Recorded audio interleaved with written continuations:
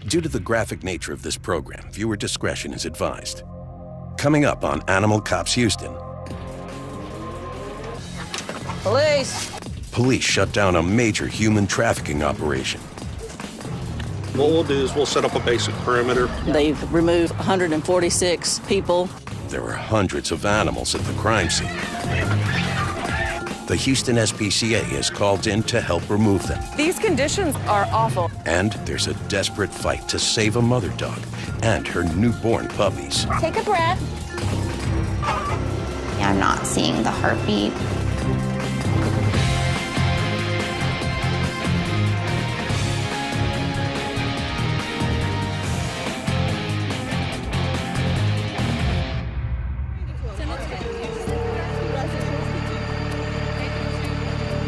At the Houston SPCA, the entire staff is responding to news of a major situation that could test them to the limit. Police have raided a small house in South Houston. 115 allegedly illegal immigrants, men, women, and children, have been held hostage by armed gunmen.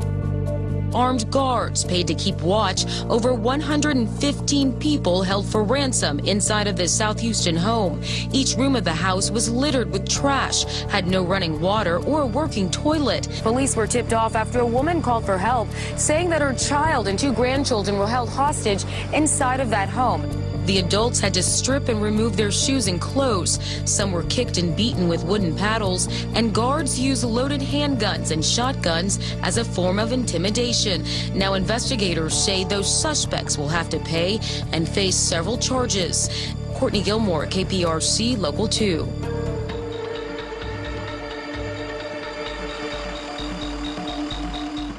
As soon as police remove the gunmen and hostages from the scene, a huge team from the Houston SPCA rolls in. This side of this part? That side and that side. And that side, and then the back. Yeah. They've been alerted by authorities that there are hundreds of chickens and roosters on the property, possibly kept as food for the hostages.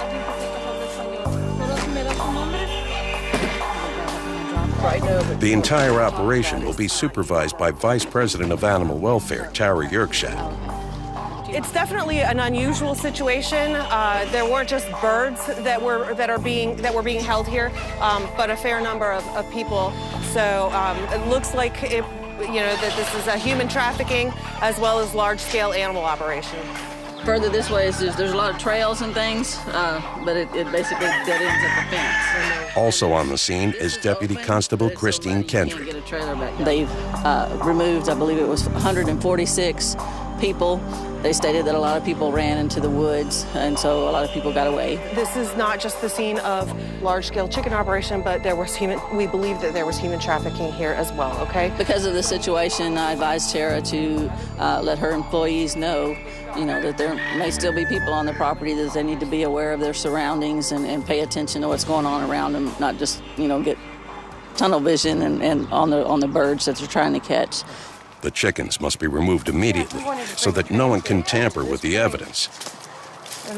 But it's uncertain about whether some suspects may still be at large, so Yerkshat is taking no chances. Safety is #1 priority, okay? Move as slow as you need to in order to keep yourself safe, but remember that part of the reason we have so many people here is to get this taken care of as quickly as possible and get out of here, okay?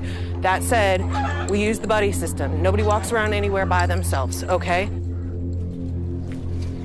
At the back of the property, police discover a locked shed. Police! They proceed with extreme caution. How many? They're gonna check it for humans.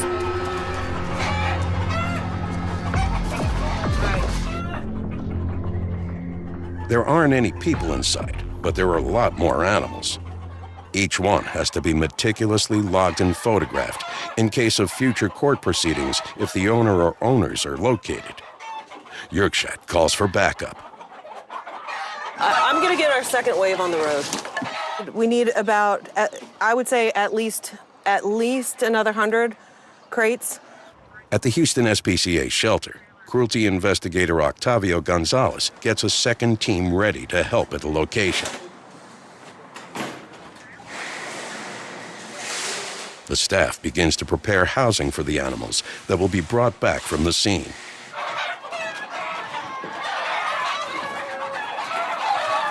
At the location, the team is in the midst of removing the animals. It's a pretty large operation. We're looking at probably, we think, about 250 roosters, hens, and chicks. But I think the biggest deal is that it's getting dark. They're going to start loading. With the light fading fast, Kendrick feels she needs to ensure the team's safety. This is what we're doing on our eggs. Would you call Chief Harrison and just see if we can get a couple more officers out here, whether they call HPD, and see if we can get just a couple of uniforms? Okay. I'm really concerned about safety. It's about to get dark out here, and we've got hours to go before we're finished. And so, we don't know what's in these woods. Who may be hiding or what kind of animals are out here. We've got wildlife and we've got people that may possibly be out here. So there's a lot of dangers to be watching out for. The team has been working to clear the sheds for 2 hours when support arrives from the shelter. Hi, guys. Excellent. So glad to see you guys. The police backup Kendrick requested are also now on the scene. Sergeant James Moncrief has arrived with Charles Jansen. Jansen was a cruelty investigator for many years with the Houston SPCA and is now a deputy constable. They removed 146 people off the property, but I don't know if they have the property owner or the owner of the birds, or I don't know if they got all the suspects. Okay. So that's why I'm concerned about safety. Because I heard that there was some individuals that ran out into the woods. Yes, they ran into the woods. Okay. What we'll do is we'll set up a basic perimeter and just have this all off this area. Okay. We'll do a leapfrog. The extra law enforcement will help secure the site while the Houston SPCA team continues clearing out the animals. I think we've got probably close to 50 chickens in this section alone, and not very much daylight left, like maybe another 30 minutes or so. So we've got to move kind of quick. Work becomes more difficult and dangerous as it gets dark. Every second counts.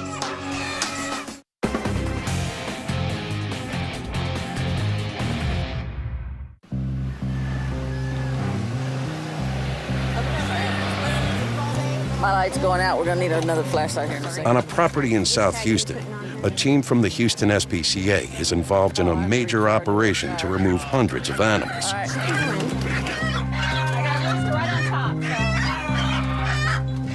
Police have locked down the scene where over 100 people were being held hostage by armed men. This is really... What was our next number? The team has been working for several hours in difficult conditions.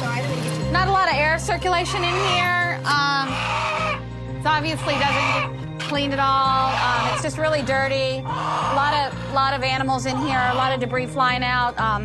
Poop all over the place from the chickens. So it's kind of crazy. We've been out here for about 4 hours now. We're a little bit halfway, maybe a little bit more in the shed. I haven't been up to the front part of the property to see how far they are up there. But we're moving as fast as we can with the amount of birds that are inside. To make matters worse, it's now pitch black. Can you come up here and start this generator? My flashlight went dead. The flashlights are going dead. The property is littered with trash, feces, and other hazards. Vice President of Animal Welfare Tara Yerkshad is overseeing the operation. These conditions are awful. What you can't see here is the smell. And it's not just the smell of animal waste, but it's the smell of raw sewage. Some of the stuff that's on the ground are essentially dangerous. They're tools or they're weapons, depending on how you want to see them. Ugh. And there's poop on top. And there's the conditions inside the coops, as soon as an animal starts moving around and fluttering, it's bringing up all the dust and debris that's at the bottom. So our team is breathing in all of that dust. I am hot and tired and ready to breathe some fresh air. Moving the roosters isn't easy.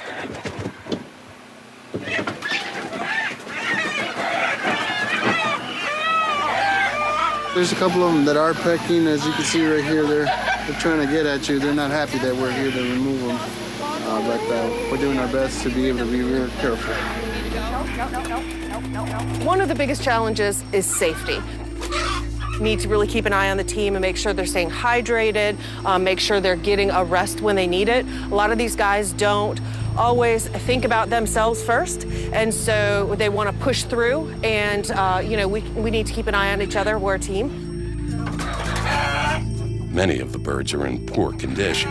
Several of them look thin. We've had a couple that have been, look like they've been plucked by the other birds, pecked at with looks like sores on them, missing feathers. The conditions are dirty, the water's filthy.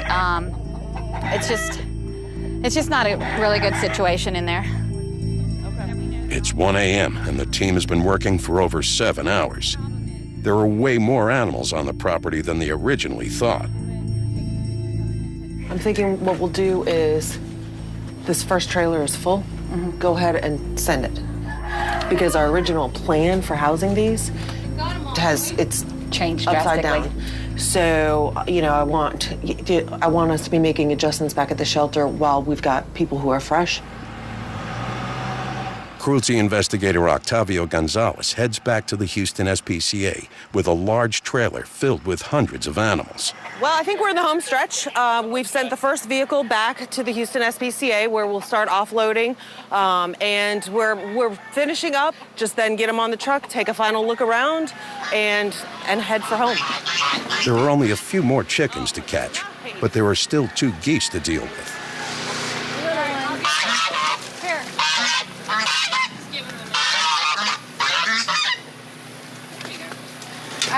All right, I got a big one.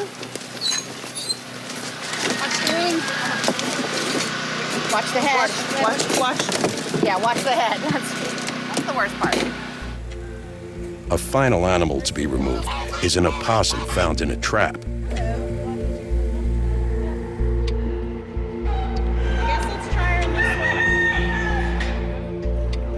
At the Houston SPCA shelter, Gonzalez has arrived with the first load of animals. We're trying to set them up right now. The roosters in individual cages to make sure that they don't fight with each other, and then the hens, we're putting them in groups of 10, and there's still more to come back. So. It's 2 a.m. and over 400 animals have been successfully removed from the property. The fate of the alleged human traffickers and their hostages is now in the hands of the authorities. But for the Houston SPCA, their work isn't anywhere near finished. This is a whole shelter operation, so the field services part of it is done. But the work at the shelter is just starting. They'll have an opportunity tonight to calm down the birds who, their world has been fairly disrupted. And starting tomorrow is the beginning of daily feeding, cleaning, and our veterinary staff will be involved at that point, looking at these animals and assessing their medical conditions.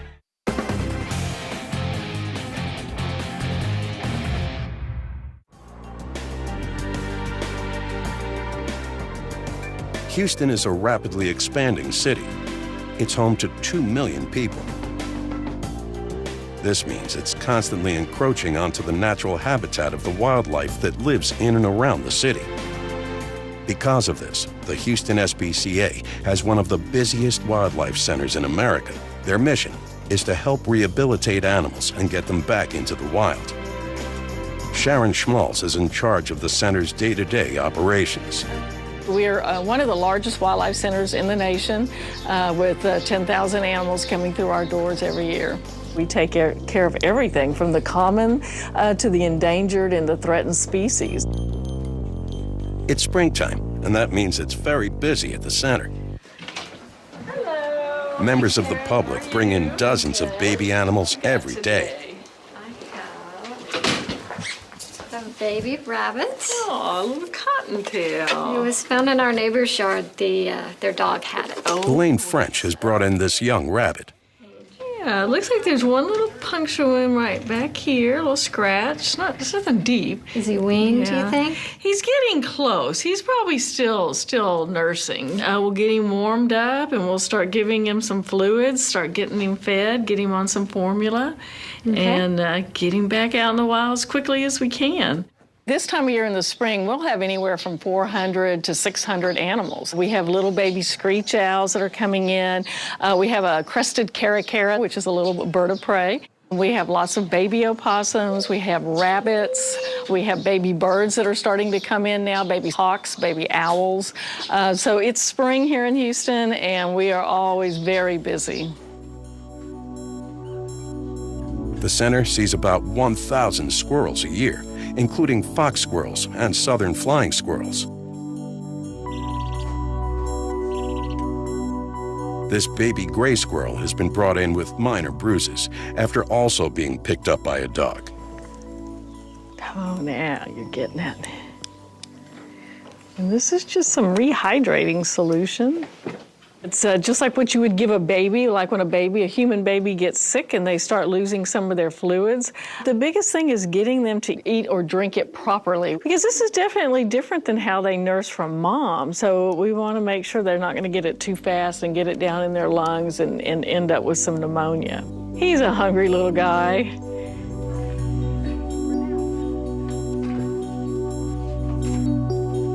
The Wildlife Center relies on an army of volunteers, all with the same goal of rehabilitating and releasing the animals as quickly as possible. At the Wildlife Center, the animals we get here are wild animals, and we want to keep them wild. And it is hard sometimes, especially for our volunteers, because some of these little baby opossums or little baby squirrels are so cute and you want to hold them. But we can't do that because we want them to be wild, so that gives them a great chance of surviving, the survivability of them if they stay wild.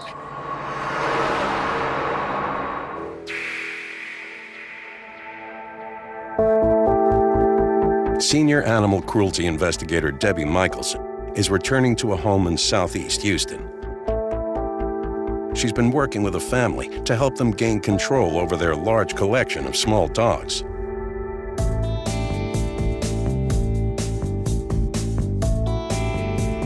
In talking to the gentleman, the issue was he just got overwhelmed. He took somebody's dog in, and they had puppies and more puppies, and he has several females, unneutered males. He's got another female that's, very pregnant right now as well. So this is a situation that would just continue on and on and on.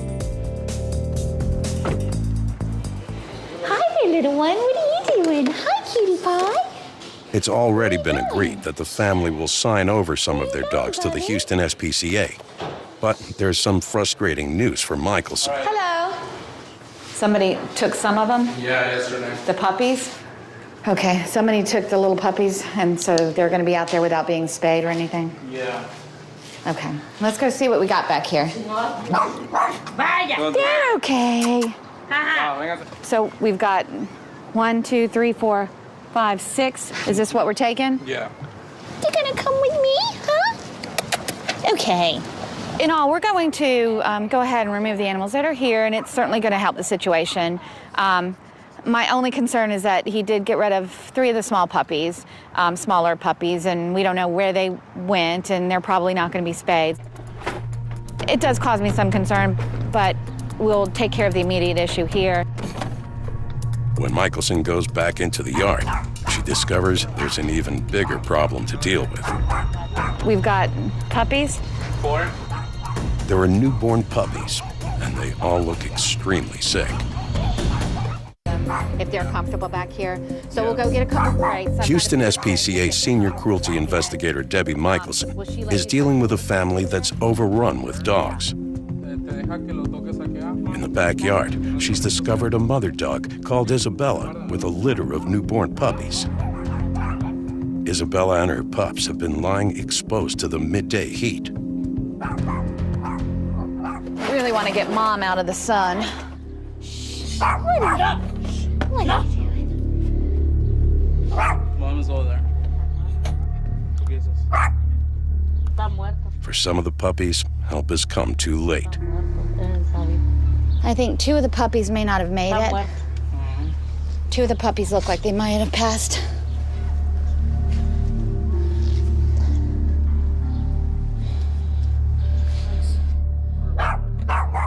If we can get Mom and put her in here. I'd like her in here because the puppies are a little cool. Come on, Mama. Mama in here with the babies. Okay, there we go. Okay. With the little family secured, Michelson needs to round up the other dogs, then get the newborns back to the Houston SPCA shelter as quickly as possible. Hard. Let me go in here. There we go. There's a little seat. They won't be in there long. Okay. There we go. Well, look at that. That wasn't so bad, was it? Letting the dogs go has been a difficult decision for the family, especially the mother. Well, my mom was crying right now. I guess she loved the puppies and then seeing them go. It's hard. Everybody loves puppies. Michelson goes to have one last word with her. Hey. Take a breath. Say, take a breath. Breathe, okay? Okay. You know, our job entails many different things, and, you know, picking up the animals, taking care of them, removing them from a situation that might not be ideal, and, you know, trying to educate the people that we deal with, and, you know, in some cases, you know, comfort them, make them understand that this is the best thing and that they're doing the right thing. I know that Mom's going to understand in the end, but maybe we're preventing something in the future when they completely got overrun, a hoarding situation. You be nice to your mom. She's upset, okay? Yeah. Do something good for your mom. It's going to be a hard day. Okay. Okay, thank you. All right, nice working with you. You too. For the surviving puppies, it's now a race against time. Michelson has called ahead to the Houston SPCA shelter to have a veterinary team ready.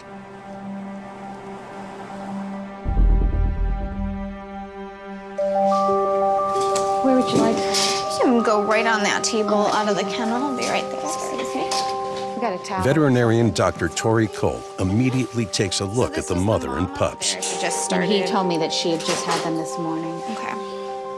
Yeah. She's a little timid. When I went over there and, like, moved her, I said I thought that the two were deceased. It's hard to know exactly how two of the puppies died. He just Dr. Cole's focus is to ensure the mom, Isabella, stays healthy so she can nurse the surviving pups. She walked off, and they were a little chilly. Hey, Jimena, can you go ahead and get a heating pad set up on this bottom kennel down here? She's a little pale. Is her my way or? Pale gums may signal a health issue. But I don't know if she's still got puppies or anything. Okay. It's hard to feel. She's so tense. Obviously, our concern with her is that she might still be in labor. She has 2 deceased puppies, so that does concern me for the viability of the 2 she has. But the main thing we have to figure out now is, you know, taking care of Mom and make sure she doesn't have any more puppies in her, and then getting her back with the 2 puppies she has, because they really need her in order to make it. We'll go ahead and get some x-rays and then see what we have. Okay. Okay. I know.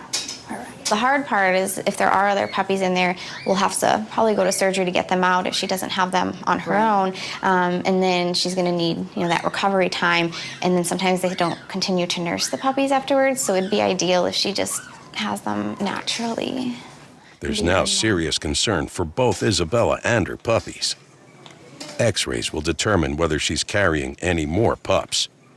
There might be a puppy that's not born, and if the puppy's blocked in there and can't come out, or if the puppy's deceased, anything like that, could cause some serious issues for the mothers. When I know that a dog is pregnant, I know that pregnancy's pending and they're in the birthing process, it definitely heightens, you know, my awareness, and you go into an emergency mode because it's very critical and a very dynamic period, and minutes matter at that point.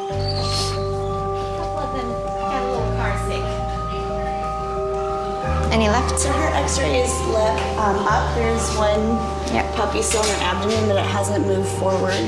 It's disturbing news. There's still a puppy inside Isabella. So it's a fully developed puppy, pretty large puppy, but our main concern is, can this puppy pass through the birthing canal?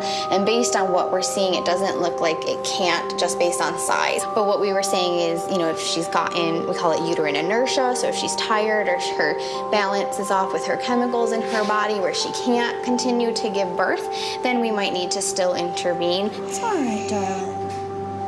It's okay, Mamas. It's okay, Mama. They need to find out if the puppy is still alive. It's a good girl, Mama. So what if there is no heartbeat then? It's kind of one of those gray zones where you still need to either consider seeing if she can pass it on her own or taking her to surgery. Now, if she had no puppies to be nursing out there, we would just take her to surgery and go ahead and do that for her. But it's, you know, one of those tricky things, because if we don't have to rush her to surgery, that's better for her and the 2 puppies that she needs to nurse. But if this puppy doesn't have a heartbeat, which unfortunately I'm not seeing the heartbeat. Sadly, it seems the puppy has died, making a natural delivery more difficult. Dr. Cole is now faced with a very difficult decision.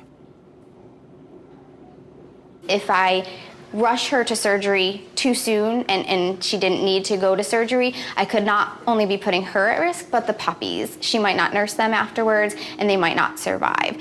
If I wait too long and don't go to surgery at the right time, she might not make it, and then nor will the puppies. So that would be a lose-lose as well. Dr. Cole decides to give Isabella some time to pass the puppy naturally. A little bit cold, it's a little cold. It'll give the surviving puppies a chance to be nursed by their mother. But the longer they leave it, the higher the risk to Isabella's life. We hope we always make the best decision for them, but sometimes, you know, you don't know. And it's about 50-50 right now that she'll pass the puppy on her own with the medications and the supportive care we're going to start. Okay, so she can go hang out with her puppies right now. If we want to try and just set her up by them, let me know what you want. Isabella has been given fluids to hydrate her and the hormone oxytocin to help induce the birth of her last puppy. So right now, we're going to monitor her, I guess, for the next half an hour, 45 minutes. And if she does, just go ahead and give birth to that puppy, even though it is will be stillborn. That way she can continue to nurse.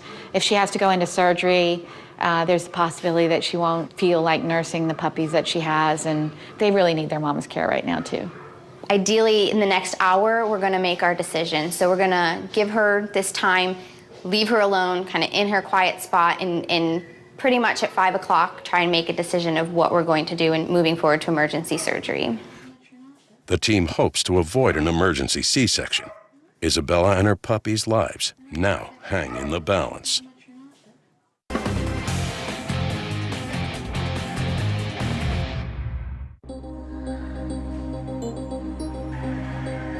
The Houston SPCA's resources have been stretched to the limit since hundreds of chickens and roosters were rescued from a human trafficking house a month ago. It's been a huge undertaking for an organization that relies entirely on private donations. But its team of cruelty investigators, rescue technicians, wildlife specialists, vets, and animal welfare staff is committed to providing coordinated help, hope, and justice for suffering animals. Equine Supervisor Emily Dewing is leading the gigantic effort to care for the chickens. Well, basically every day we have to feed and water all of the chickens, so it takes us about 4 or 5 staff members over here just for about 3 hours just to feed, water, and clean everything. And this is an unusual case for us. It's a big tax on the staff just to be out here dealing with that many birds on a daily basis. I do really enjoy it. I mean, it's nice to be able to house this many animals and know that the staff will really step up and everyone's willing to pitch in and give a hand when necessary. Our plan for these chickens from now on is, you know, the hens will probably go out in groups of about 5 to 10, because that's usually the amount of chickens that people want for their hobby farms. But that's our goal, is to get them rehomed and get them adopted out to new homes where they can be happy and healthy. While the work goes on to manage the chickens and roosters, the Wildlife Center is also helping out. Sharon Schmalz and her team are caring for the opossum rescued from the same location. This male adult possum was actually in a trap. The poor little guy had been in the trap for a while. His nose was kind of scratched up, his tail was scratched up, and he was very thin. And we don't know how long he had been in that trap. It's easier to pull, because he's going to pull papers with him. Right, so take him over here. All right, big guy. Yeah, he had a couple of scrapes on here that looked like they're all healed. His Pretty coat's good. looking better. Yeah, starting to grow. All his little nails are intact now. I know a couple of those were bleeding. 4 fingers and a thumb. Yeah. He's gained a lot of weight. See your face? His little nose was scraped up, and now it's looking Oh, better. your nose looks perfect. Look at that. And his head was scraped, but that looks perfect. They're such a misunderstood critter, little marsupials, because they show their teeth so much. People think they're so aggressive, but they're actually not. We're used to handling them. We get probably close to 1,000 opossums every year. Take the towel. They're very common in urban situations like here in Houston. We see a lot of them. They eat poisonous snakes, they eat rats, they eat mice, they eat cockroaches, which we have a lot of in Houston. So they're good to have in the environment. He's growling now. The next step is to get him back into the wild. He's looking good now. He's off all medications. He's getting feistier and feistier every day and ready to get back into the wild where he belongs.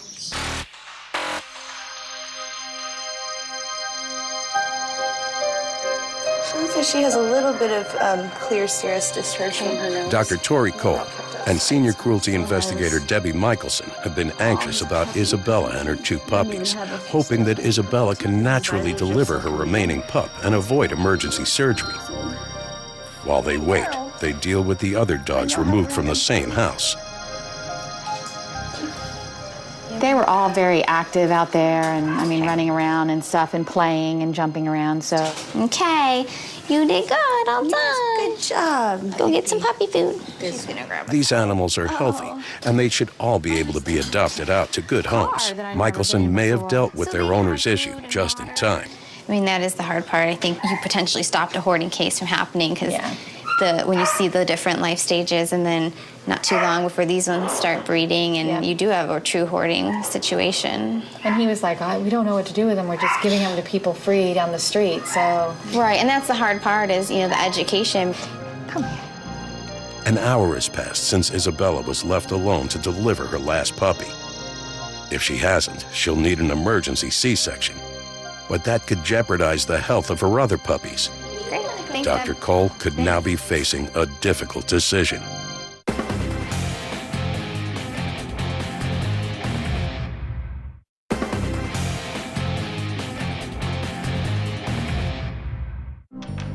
Gonna get some shots. Look at that. Senior cruelty investigator Debbie Michelson is helping evaluate the dog she brought in to the Houston SPCA shelter. Come here. Can we get While some Dr. dogs? Tori Cole checks on Isabella, the mother dog. My goodness.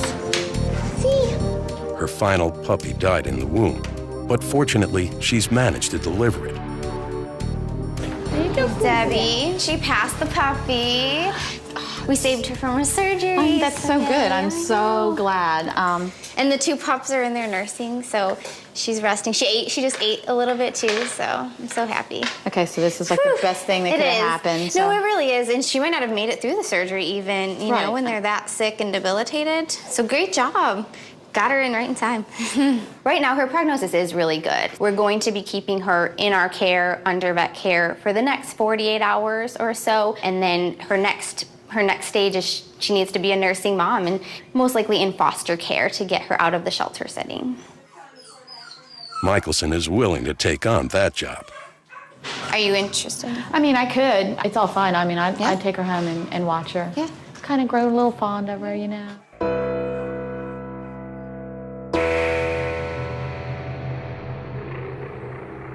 Within weeks of discovering a human trafficking operation in South Houston, 5 men have pleaded guilty to criminal charges related to human smuggling. At the Houston SPCA, around 100 of the chickens and roosters removed from the scene have already found new homes. Today, Houston SPCA veterinary technician Danielle Curley is collecting the 25 that she's adopting. They can have free roam. I've got a very large chicken coop. They're gonna have plenty of room to run around, plenty of room to play, be chickens, and hopefully lay me a whole lot of eggs because that's one of the main points that I'm really excited about having them.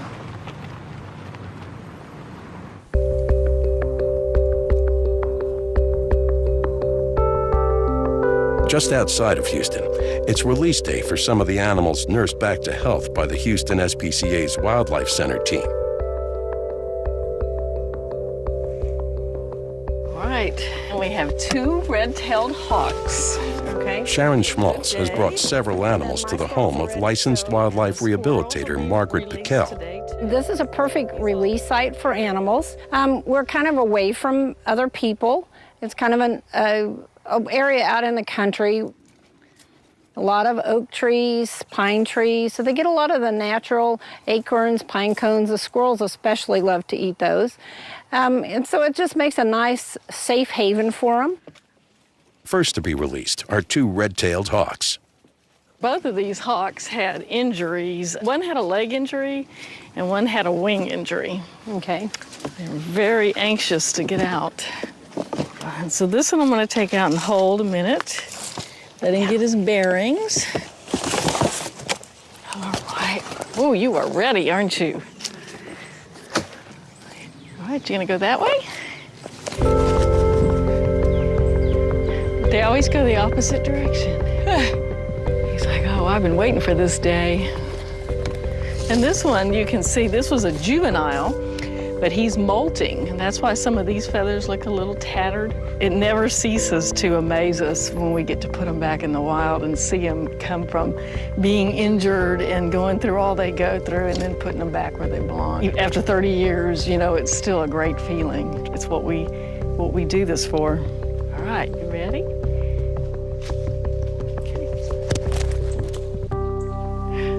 Oh, magnificent.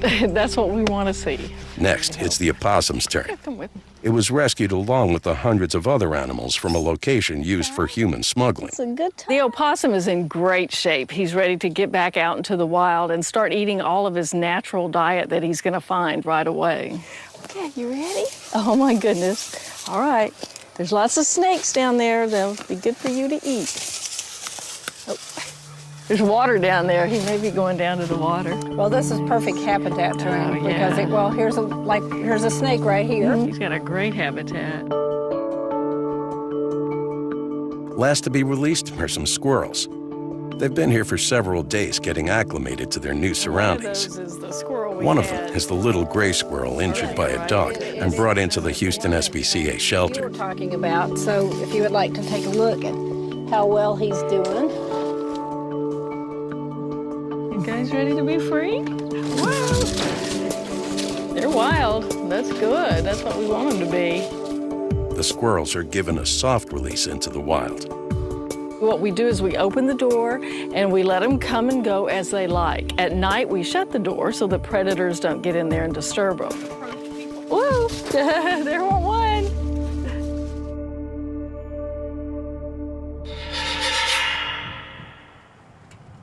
As a senior cruelty investigator, Debbie Michelson's work life revolves around animals. When she's off duty and at home, her life still does. Along with her own horses, donkeys, and dogs, she regularly fosters animals in need of a temporary home. Right now, she's caring for Isabella and her pups. They've been named Rose and Glory. Isabella, she's a great dog.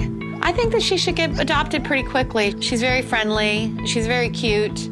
I think she's going to make a wonderful pet for somebody. They're just so cute when they run. Soon, Isabella, Rose, and Glory will go back to the Houston SPCA shelter to be adopted out to permanent homes. Michelson knows that foster care provides a vital stepping stone on the road to adoptability. I've fostered a lot of animals in my time at the SPCA, and sometimes it seems like it's hard to give them back, but fostering gives these animals a chance, gets them treated for their medical conditions, gets them used to being around people, other animals, and it's a good feeling to know that I was able to take something that wasn't adoptable and make it adoptable for somebody else, give it that chance.